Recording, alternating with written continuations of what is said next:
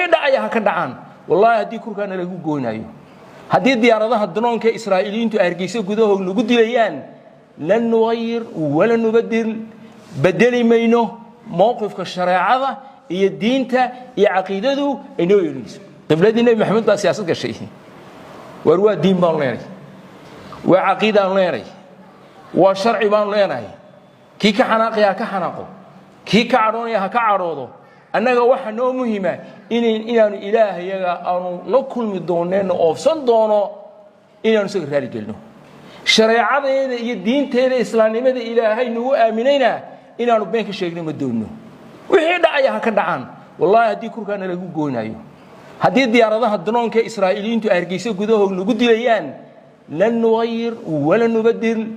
بدل منه موقف كالشريعة هي الدين تا هي عقيدته إنه يريس وايو ما أنت وأدوية بيرنا وآخره الديانة لو تشوقي مايو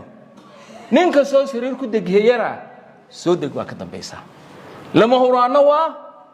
وقبر جاويا مركان نينك دوبينا يكون شبه جعم بران كقبنا يا عدي يقصوا هرشيسته وحلاني ما لقيا إن كانت برتا أديك لو وقفت إنت هنتك كلام كقبنا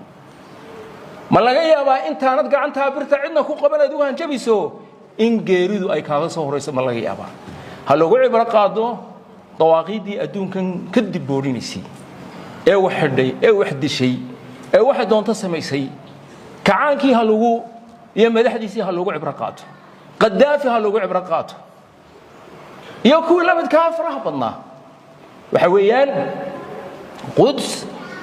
أنك الدين بينوتهاي عقيدة نوتهاي نورش هذا أيا كرخيسا القدس والمسجد الأقصى نفط هذا أيا كرخيسا القدس والمسجد الأقصى وعكستون نقول قالي ونهرنا ماشي النبي شرفته ماموسكا وكهلينا صلى الله عليه وسلم مرنا وقت تلاسوني مين يهود متنازلين قدس جينت اللي جايه سفارة معناها هذا وحوي يدو يهود ودبعتها انت لاقين صوت المعنى جيستين معناها هذا وحويان يهود يجا اسكال بيت المقدس كن سداد بقول يا سداد يا فرتنكي ايا انجليزكم مركا سعد او اعلاميي دولة يهودا ومركا لغا دhisay dhulka فلسطين كن سغال بقول يا تدبيه لحدنكي وحوي دبعتها نكسه ay carabtu bixiyeen muslimiintu النكسه loo bixiyay oo marka yahuud ay ku qabsatay baytul maqdis ay ku qabsatay yahuudina اعترافتay Somaliland waa yahuud hadda la soco iyadoo اعتراafkaasi aw miiska saarnaa sidaan warka ku hayo ilaa iyo waqtigii rayaale waqtigii sirayo waqtigii aw joogay musabbixi yahuudda اعتراafkeedu marka horeba niman qaafis ku jiro adduunyadii oo dhan ay ka yaxyaxsoonayso oo cid albaabka ka furta raadinaysa maraykan kali madaxa ku sito ayaa hay yahuud diyaar bay marka hore wallahi inay اعتراafaan laakiin madaxweynayaashaas oo dhan way xishoodeen inay yiraahdaan yahuud baan اعتراaftay way ka xishoodeen laakiin madaxweynaheena imika ay noo soo qaaday dhammaantoodna imika way dhaleeceeyeen arintan imika dhacday 150 dawladood oo gaalo badan baa ka soo horjeestay yahuudda oo calaaqaadka u jaray waa 150 yahuudo ee dawladood wadanada qaar kood oo gaala yahuudigu isagoo calaamadiisa iyo koofiyadiisa wata hotel ma soo gali karo wala area hadduu hotel ka sharaaba ama wax ka cuno hotelkaas oo xirmaya sida dadku adduunyada uga yaxyaxsadeen waaya niman dugaagay noqdeen oo caruur iyo dumar laynaya wad arkaysaan waxa imika Lubnaan ka dhacaya war dadkii noocaas ah ma kuwaaba sokeeyay noo noqday waxaan ka cabanay Somaliland waxay ka cabatay Soomaaliya waa la nalaayay baa leeyahay diyaarada la nagu garaacay barahayaga iyo beerahayaga iyo guryahayaga baa la naga barakiciyay antida ayadii baa baabaaday dulmi ayaa laga cawday billahi calaykum war dulmiga inaka aan galayno xuye dulmi baad ka cabatay inta leeg oo Falastiin loo geystay an meelna kaga dhacay meelna aanan kaga dhacay marka la eego dulmiga halka ka dhacay dulmiga Somaliland sheeganaysa alla sheeganaya siyaad baraan noo geystay leeyahay oo diyaarado nagu garaacay oo na barakiciyay oo na laayay bal adigu nisbada waa in inta leeg waa nasiixo dulmigu cirib xun buu keenaa dulmiga aan ku dhacnay cirib xun buu keenaya nacdal buu keenaya naxariista Allah ka fogaano keenaya muslimiintii oo dhan inaan la calaytano ayuu keenaya doonaya inaan xoogaa dulmar taariikheed aan sameeyo oo ku saabsan falastiin iyo sida ay yahuuddu ay dhulkaa u qabsatay. waayo dadku inta badan waxay wax ku qiimeeyaanuun kelmado ay maqlaan bay dadka badankoodu wax ku qiimeeyaan. waxaa laga yaabaa qofku inuu iska caatifadoodo oo si caatifada u hadlo oo uu dulmi ku dhaco ama xaqdarro ku dhaco, ama qofkii muslimka ahaa inuu u hiiliyo iska dhaafe cadowga ou raaco. in badanna arrimaha waxaa keenaya qofkii oon taariikhdii waxba ka ogeyn, qofkii oonan milicsanaynin xaqiiqadu waxay tahay aan si wanaagsan aanan ugu fiirsanaynin. taasina waxay keentaa gef bay keentaa iyo meelka dhacyo badan ayay keentaa, iyo qofkii oo ku hadla waxuunan u fiirsanin. walaalayaal, dhulkan falastiin waa dhul muslimiintu ay ka talinayeen, quruun ay ka talinayeen aad iyo aada u tiro badan, aad iyo aada u tiro badan. cumar bnu khadaab radia allahu canhu ardaa, khaliifkii muslimiinta waa cumar radia allahu canhu ardaa, ayaa dhulkan falastiin gacanta ku dhigay. isaga ayaa qabtay oo gaalada ka xoreeyey. muslimiinta quruun bay gacantooda ku jirtay, kadibna nimankii saliibiyiinta iyo gaaladii kaniisaduhu ay hogaaminayeen oo gaalnimo iskugu habar wacday ayaa qabsaday. markay qabsadeen waxay ka talinayeen, mudday ka talinayeen qarnigii 11 ilaa iyo qarnigii 12 gebagabadiisii miilaadiga ayay saliibiyiintu haysteen. saliibiyiintaa gacanta ku hayay. kadibna muslimiintu mar damba haddana lagu soo rogacleeliyey oo salaaxuddiin alayuubi oo haddana uu ka riday oo laga qabsaday, gaaladii laga qabsaday. muslimiintay gacantooda ku jirtay. qarnigii 19 horaantiisii oo dowladdii cuhmaaniyiintuna ay daciiftay, waa 1840 markay taariikhda miilaadigu ay marayso, ayaa ingiriisku wuxuu go-aansaday inuu yahuudda caalamka ku filiqsan, yahuuddu dowlad may lahayn, meel gaarana may deganayn, laakiin adduunyada ayay ku baahsanaayeen oo ay ku filiqsanaayeen. waxay go-aansadeen markaa gaaladii reer yurub oo ugu horeeya ingiriisku in meel loo helo oo dowlad loo helo yahuudda. waa 1840 waa waqti dowladdii cuhmaaniyiintu ay soo daciifayso. qarnigaa 19 waxa weeyaan niskiisii dambe 1840 ilaa iyo 1882 meelahaas baa mustawdanaadkii sidii wax loogu soo ururinayay ayaa falastiin waxaa soo degay wax ku dhow 12,000 oo yahuudi ayaa dhulka falastiin la soo dejiyey, iyadoo markaa meelo badan laga soo tahriibiyey oo hoos loo soo geliyey. tiradoodii waxay gaadhay 12,000 bay gaadhay, 12,000 ayay gaadhay. taariikhda markay ahayd 1917 ayaa ingiriisku waxay go-aan ku gaadheen, ballanna ay ku qaadeen in falastiin ay ka dhisaan dowlad yahuudda ay leedaho gaara. waxaa loo bixiyey markaa ahdu balfour. balfourkani wuxuu ahaa wasiirkii ingiriiska markaa wasaaradii ama dowladda ingiriiska nimankii ka talinayay, wasiirulkhaarijiyihii wasiirkii arrimaha dibadda ee ingiriiska u ahaa. isagaa loo bixiyey waayo ninka arrinta hor socday arrinta loo xil saaray isaguu ahaa. marka waa 1917 1917 ilaa iyo 1948 laga soo gaarayay. waa markii dowladdii cuhmaaniyiintuna iyo khaliifadii muslimiintuna laga xoog batay. 1923 ayaa khaliifadii muslimiintu ay dhacday oo laga xoog batay, oo dadkii muslimiintii baa laba loo qaybiyey, qowmiya carabiya iyo qowmiya turkiya. madaxaa la isku geliyey. waxaa la yidhi kuwan dhulka haystee muslimiinta u talinaya waa niman turkiya oo cajami ah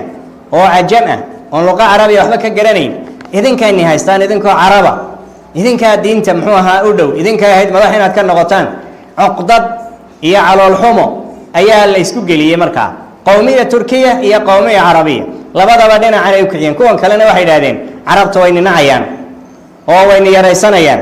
idinkuna carabigana tuura diintana uga tega waxa weeyaan idinkuna waxaad tihiin turki baa tihiin maxaa carabni daba dhigay qoladana dhinacan ayaa iyagana loo ayaa cuqdad loo geliyey arrintii waxay keentay markaa in dowladdii cuhmaaniyiinta khaliifadii muslimiinta ee guud inay markaa ay halkaa ku baabado 1923 1848 ayaa ingiriisku markaa si cad u iclaamiyey dowladda yahuudda oo markaa laga dhisay dhulka falastiin 1848 dhul muslimiin ay degan yihiin oo dhulkoodii oo quruun ay deganaayeen baa dowlad la dul keenay waxa la barakiciyey 1 milyan oo qof wax ku dhow baa la barakiciyey oo dadkii reer Falastiin 500 oo magaalo 500 oo tuulo ama magaalooyinkii dhulka ka mid ahaa ayaa la baabi'iyey oo la qabsaday oo dadkii deganaana laga barakiciyey waa 500 oo tuulo wax ka badan 1 milyan oo qofna waa la taariibiyey waa la tahjiiriyey oo dhulkii baa laga saaray sidaas bay ku soo wadeen dowladda la iclaamiyey marka horeba waxay ugu talagaleen inay faafiyaan dowladanan xad lahayn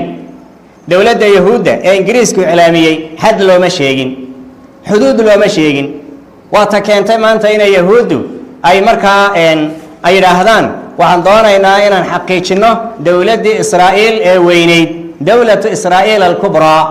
halka ay ka keeneen waxa weeye markii dowladda la iclaaminayay xadba looma sheegin waa dowlad soconaysa oo kolba dhul leqaysa oo kolba dowlad qabsanaysa oo weligeedba markaa dalbalaarsi ku soconaysa waxay qabsadeen markaa mantiqadan baytulmaqdis wixii ka xiga markaa garbiga galbeedka 1967 markii ay isku dayeen dowladaha muslimiintu inay yahuudda la dagaalamaan oo kadibna iyagu ay isfashileen oo iyagu isbasaaseen iyagaa isbasaasay qolana kuwa ku jira iyaga oo madax ahaa oo ciidankana dhinac ka diyaarinayay baa yahuuddana heshiis dhinac kala ahaa markaas bay fashiliyeen tii waxay keentay markaa in yahuuddu ay ciidamadii loo diyaariyey in lagula dagaalamo ay baabiiso 1967 waa waxa weeye dhibaatada naksa ay carabtu u bixiyeen muslimiintu annaksa loo bixiyey oo markaa yahuuddu ay ku qabsatay baytulmaqdis ay ku qabsatay wey baytulmaqdis waqtigaas bay yahuuddu ay qabsatay dhowaa waa 1967 ugu dambayn dhibaatooyinkii waqtigaa bilaabmay ilaa yowmina haada waxa weeyaan dhibaatada muslimiinta falastiiniinta haysay way ka sii darayeen sanadadan 23 7 Oktoobar laga soo bilaabo 23 ilaa imika yahuuddu dhibaatada ay ka geysatay Falastiin waxaan ka sheekayn karayna maaha waxaan laga warrami karaya maaha dhowr iyo 70,000 oo qof ayay ku dileen 200,000 wax ka badanna waxa weeyaan dhaawac iyo dhibaato ka soo gaadhay boqolkiiba dhowr iyo 90 boqolkiiba wadankii ay Falastiiniintu ay deganaayeenna waa la burburiyey oo la baabi'iyey waa la barakiciyey dhibaatada intaa leeg ee walaalaheena muslimiinta ee Falastiin soo gaadhay ayaa waxaa baryahan dambe inaku wadan ahaan Soomaaliland ahaan mimbarkan anigu aan joogo aniga hornac ka dhiganaya waxaan khatiib ka ahaa muddo aad u dheer laga bilaabo waqtigii cigaal oo madaxweynaha ahaa ilaa iyo maanta mimbarkan ayaan ka khudbadaynayay waxa dhaqankaygu yahay wixii naseexo ah ee aan u arkayo xaq aan u arkayo ummadaan ugu naseexaynayo madaxda ugu naseexaynayo anigoo abaal iyo ajir ilaahay kaga doonaya oonan cidna kaga rabin abaalan kaga rabin una bareeraya wixii iga soo gaaraya cay iyo dhibaato ah na u bareeraya waxaan leehayna og inaan marka halkan ummadda uga naseexayo waa dhaqankayga wey arrintaas waxaan sidaa u leehay 24 mimbarkan dushiisa waxaan kaga hadlay khudbad ku saabsanayd dowladdii hore ee hogaaminayay madaxweyne Muuse Biixi oo dhulka wax ka mid ah bixiyay oo dowlad kula heshiiyay dowladaha jaar ka mid ah halkan aan kaga hadlay waxaan arkayay arrin mudan in laga hadlo arrin mudan in la toosiyo arrin mudan in la baraarujiyo dal ahaan iyo diin ahaan iyo ummad ahaanba dowladdan cusub markii ay dhalatay bila ka hor waxaa loo gacan haadiyey muslimiinta Falastiin ee dhulkoodii laga saarayo in dowladdeenu ay soo dhaweynayso iyagoo ku xidhaya keliya ictiraaf haddii lana ictiraafo annagu arrintaa waan soo dhaweynaynaa khulaasada hadalkoodu saas buu ahaa dhib uma aragno waana soo dhaweynaynaa laakiin wada hadal iyo ictiraaf baa ka horeeya waxay ahayd arrintaasi hordhac waxay ahayd gogol xaad loo gogol xaadhayay markaa arrintan dhacday waxaaba ka sii darayba markaa haddana oo dhacayba dee yahuuddii ay Somaliland ictiraaftay yahuuddiina ictiraaftay Somaliland waa yahuud haddee la soco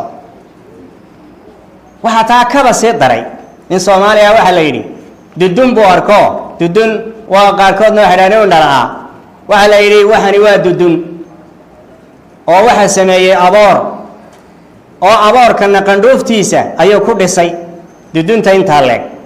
markaa wuxuu yidhi waa yaab iyo yaabka yaabkii yaab iyo yaabkii yaabka yaabkii waxa yaab noqday oo halkeedii in yahuud oo ilaahay subxaanahu wa tacaala uu ka warramay waxay yihiin inay noqotay qoladii ugu horreysay ee ictiraaftay iyadoo ictiraafkaasi aw miiska saarnaa sidaan warka ku hayo ilaa iyo waqtigii cigaal waqtigii rayaale waqtigii siraanyo waqtigii uu joogay Muuse Biixi yahuudda ictiraafkeedu marka horeba niman qaafis ku jiro adduunyadii oo dhani ay ka yaxyaxsoonayso oo cid albaabka ka furta raadinaysa Maraykan kaliya madaxa ku sito ayaa ahaayeen yahuud diyaar bay marka horeba la haayeen inay ictiraafaan laakiin madaxweynayaashaas oo dhani way xishoodeen inay yiraahdaan yahuud baan ictiraaftay way ka xishoodeen laakiin madaxweynaheena imika ay noo soo qaaday waxay ahayd siday kuwaas uga xishoodeen inuu uga xishoodo waayo wax dad la hor keena maaha arrintaasi markii ay dhacday haddaba waan halkan ninkaas wuxuu yidhi waa yaabka yaabkay waana yaab buu yidhi iyo yaabka yaabkii yahuud baa ictiraaftay waa yaab waxaase ka sii yaab badan in safaaradii aan geysanay Qudus aan geysanay Qudus geynta la geeyay safaaradda macnaheedu waxa weeye geynta la geeyay Qudus safaaradda maxay noqonaysaa macnaheedu iyadoo yahuuddu dhibaatada intaa leegeen soo tilmaanay ay geysteen macnaheedu waxa weeyaan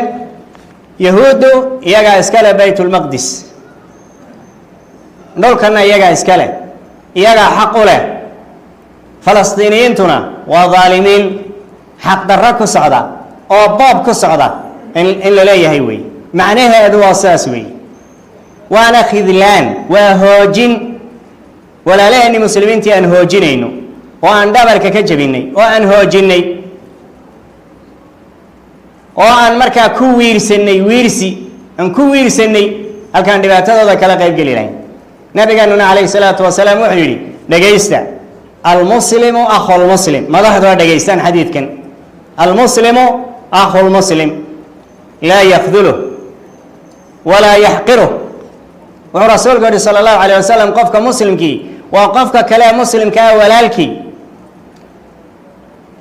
ma xaqira buu nabigu yidhi sala allahu alayh wasalam qofka muslimkii walaalkii ma xaqiro mana hoojiyo hoojintu waxa weeye isagoo la ii kaalmee inaad u kaalmayn weydo inaad cadowgiisii oo ka xoog badan aad ku eegto adigoo markaa wax u qaban kara ama wax u tari kara inaad ku eegto inaad ku wiirsato iyo inaad cadowgii gacan siisaana maxay noqonaysaa almuslimu akhulmuslim laa yakduluh walaa yaxqiruh ma hoojiyo oo kuma wiirsado وعدو كما إيغو بل هداد أرى عدك ورن وعد كالما سيسو عدو قياد كالما سيسو كالما حقي عد قرب سيسو قالكي ولا تركنوا إلى الذين ظلموا قالكي عد قعنتا سيسو وذي ساقا تاغيرتو ساقا مسلم كي مدحا كغفرديا وعرورتي يريد حمستي سيدا الله قال يا دوكتين وعد كقرصوني إنا جرين ورشالي ميانا فلسطين العقو رورينينين شالي بان العقو رورينينين مدحدانو هداي مدحوينها تاي هداي وزيرة تاي وحي آي الضوبين بالله يا عضدك آي الضوبين وفلسطين أي كو تاغيريان وإسكو قرب تاغيان أيال هيا حولان روريني والله عقبان روريني وصومالي ودن با روريسي وصومالي لان با هرمود كاهيد ومدحدا هور سعودي ورمحا اسبدلي maxaa isbedelay mayna kuwii madluumiinta shalay ahayn shalay mayna madluumin ahayn shalay maana heelinaynin maxaa keenay maanta inaan hoojino wabitaali waxaan ka cabanay Somaliland waxay ka cabatay Soomaaliya waa la nalaayay baa leeyahay diyaarada la nagu garaacay barahayagi iyo beerahayagi iyo guriyahayagi baa la naga barakiciyay hantida yadii baa baabaaday ظلمي أيا لغا عوضي بالله عليكم والظلمي إنكم أنقلين حوية ظلمي بات كعبتين تالك وفلسطين لو جيستي أن ميلنا كجدعين ميلنا أنا كجدعين مرك الله يا ظلمي قال كجدعين ظلمي سومالا شيغانس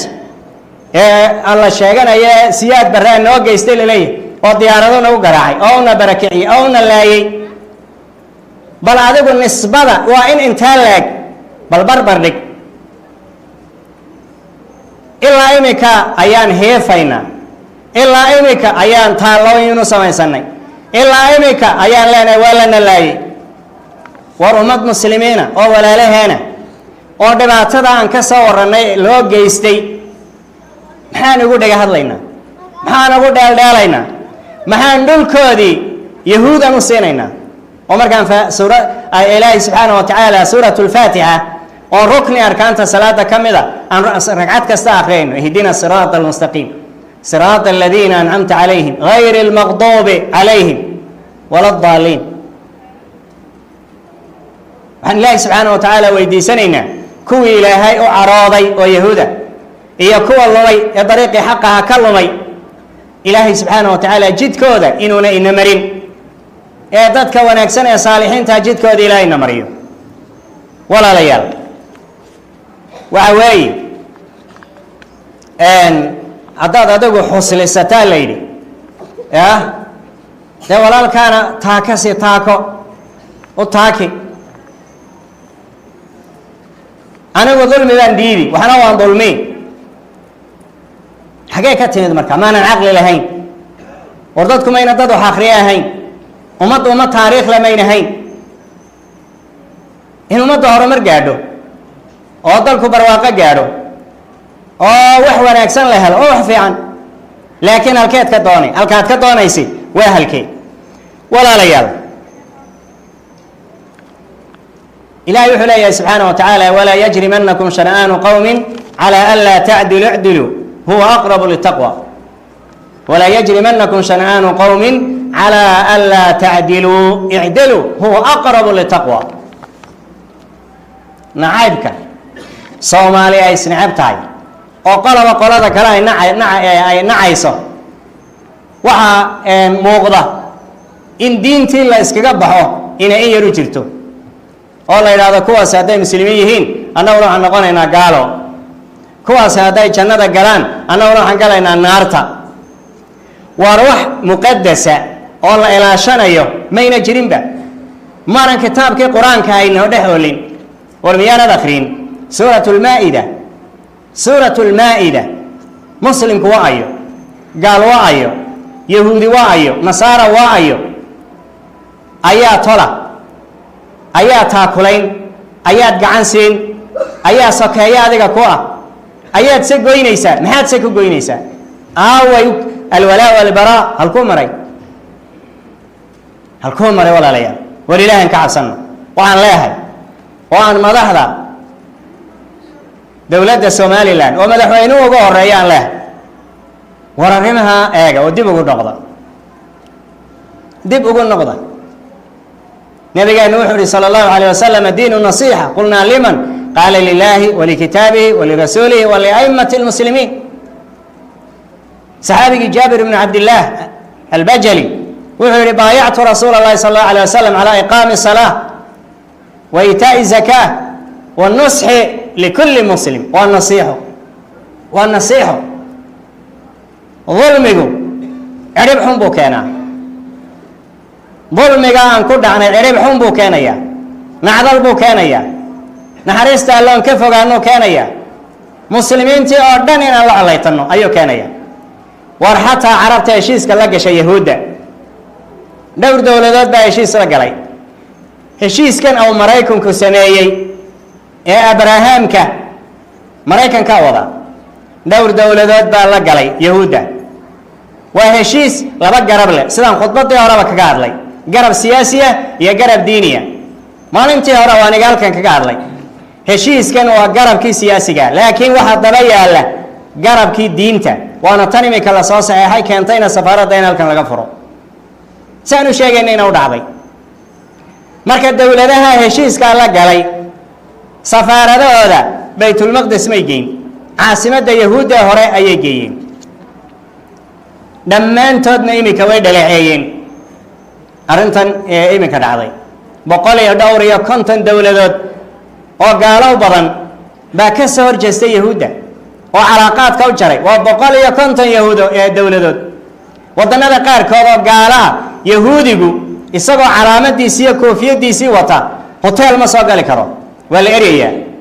hadduu hotel ka sharaabo ama wax ka cuno hotelkaas uu xirmaya siday dadku adduunyada uga yakhyakhsadeen waayo niman dugaagay noqdeen oo caruur iyo dumar laynaya waad arkaysaan waxa iminka lubnaan ka dhacaya war dadkii noocaas ahaa ma kuwaaba sokeeya inoo noqday wixii gaal xataa adduunyada joogay ma kuwii ugu liitay ayaa sokeeya inoo noqday ma kuwaabaan garab siinay war ilaahan ka cabsanno war ilaaha khaaliqa aan ka cabsanno war mas-uuliin haddaad tihiin dalka iyo diinta iyo ummadaba mas-uul baad ka tihiin ilaahay kaga cabsada laakiin ilaahay ka cabsada dee hadalkiisa yaad barra marto oo laga sheegayay ilaahay ka baqa ilaahay ma waraabo dadka lagu khookiyaa in la idhaahdo siyaad barra hore u yidhi ilaahay ka baqa ma wax lagu khookiyaa ma waraabo dadka lagu khookiyaa oo in la idhaahdo diinta sidii la doono loo galo walaalayaalow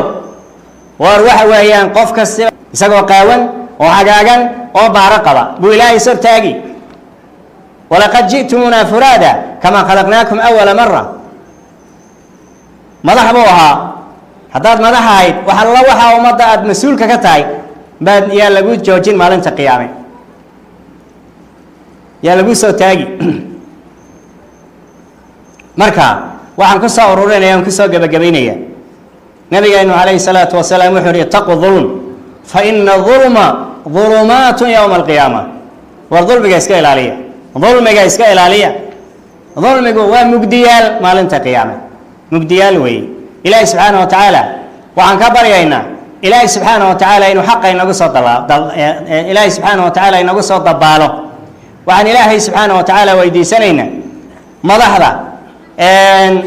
soomaalida u talinaysa meel kasta ay joogaan